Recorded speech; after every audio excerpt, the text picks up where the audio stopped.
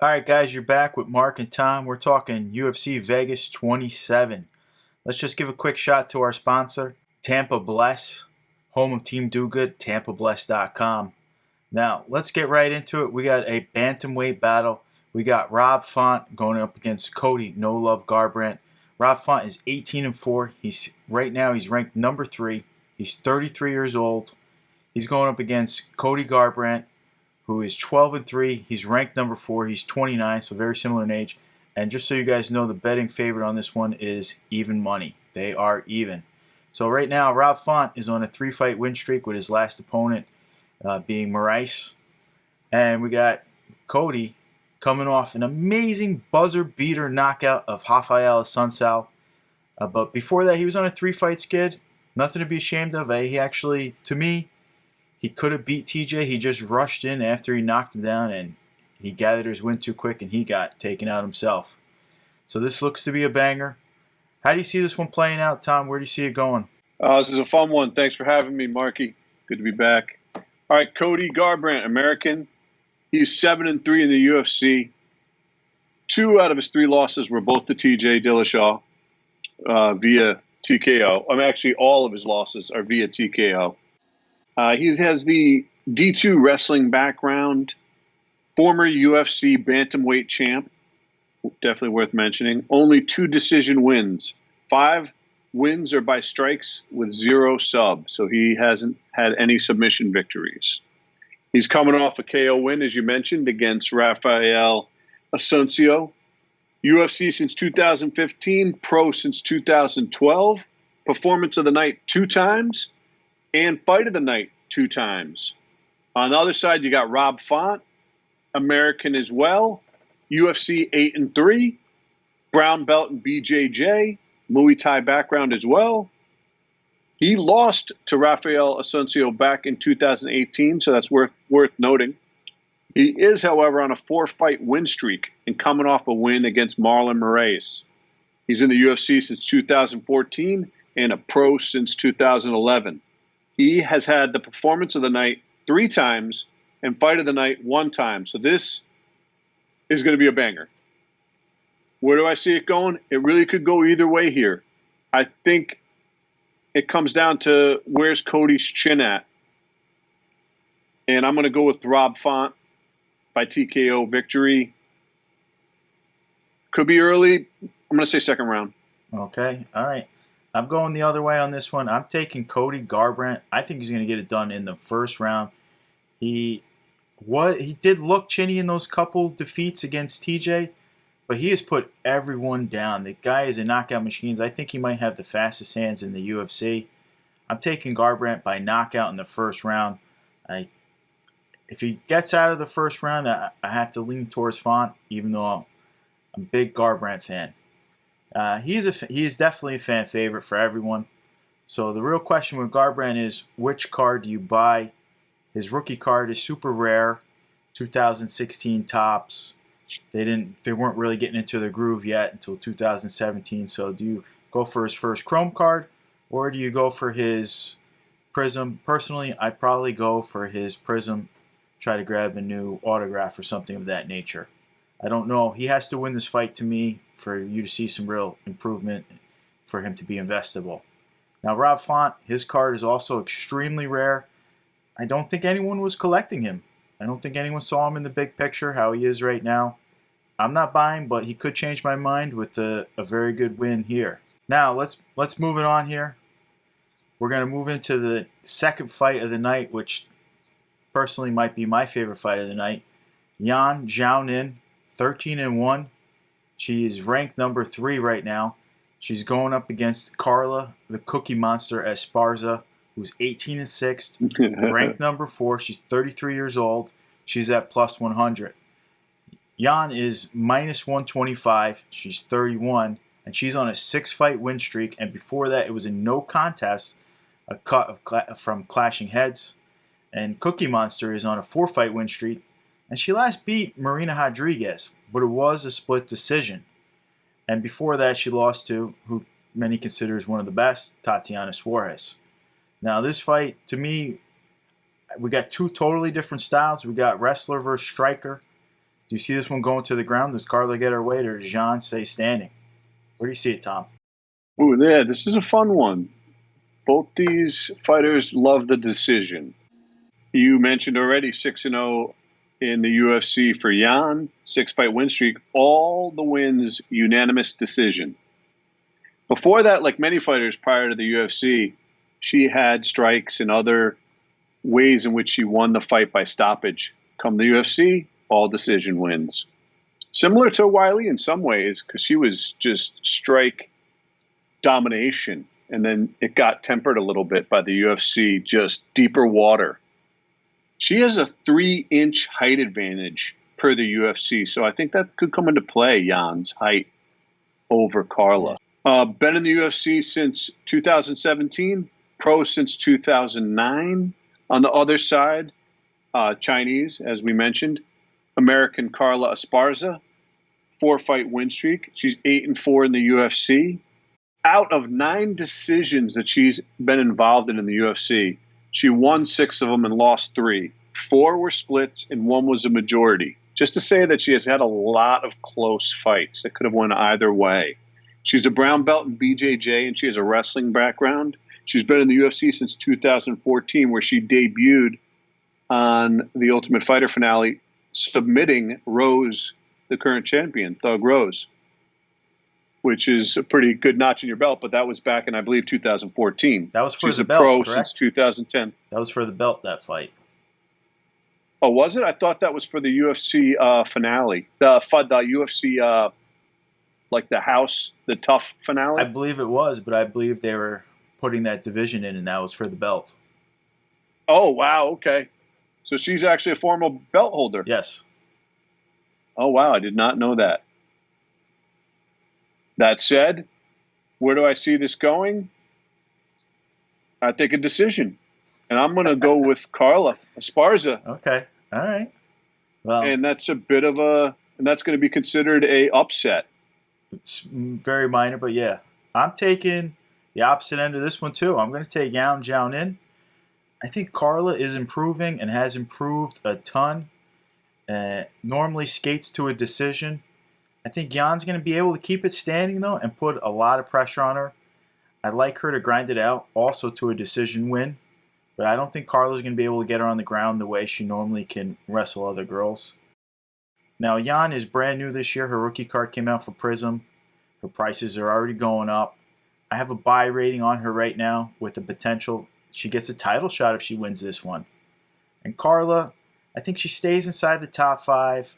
She was a champ, but I feel like the competition has just outpaced her and is going to continue to outpace her as that division just gets stronger and stronger. And I'm a seller of the Cookie Monster at the moment. Just to explain this to you guys, we're going to do a quick pick on the next one. The reason is I'm not buying these guys. I'll evaluate them after the fight. They're not really on the radar as far as the card market goes, but we'll give you our picks anyways. We got a heavyweight battle right here. We got Justin Tafa 4-2 versus Jared Bandera, who's 11-5. Who you got, Tom? Justin Tafa also has he is like a rugby background. Australian, but born in New Zealand. 1-2 in the UFC. Jared the Mountain has a 3-inch height advantage over Tafa. He's American. He's 0-1 in the UFC. So not too much experience on either side here. I mean, this could go either way. This could be somebody getting knocked out, but I think Justin Tafa, his best bet would be to take Jared to the ground and pound him. And that's the way I see it. Okay. Well, second round. I'm taking also the bad man Tafa, but he's only has TKO finishes. All his wins came by TKO. I don't see him trying to go to the ground. I'm taking him by TKO. Guys, we're going to move on quick from that one. What round, by the way? First round. Those guys are both going to be gassed. First round. Okay, nice. I like it. I also think both those guys could really be on the chopping block with the loss here. Well, let's move it on. Yeah, we got a banger. These girls are bruisers here. We got the women's featherweight bout. This might be the last scheduled women's featherweight bout as of right now. I think that's going to change very soon, though. The UFC is in talks with signing Kayla Harris. And we will. Oh, yeah. They'll probably have to give her a tune-up fight just to see if she's ready for Nunes. But let's get on.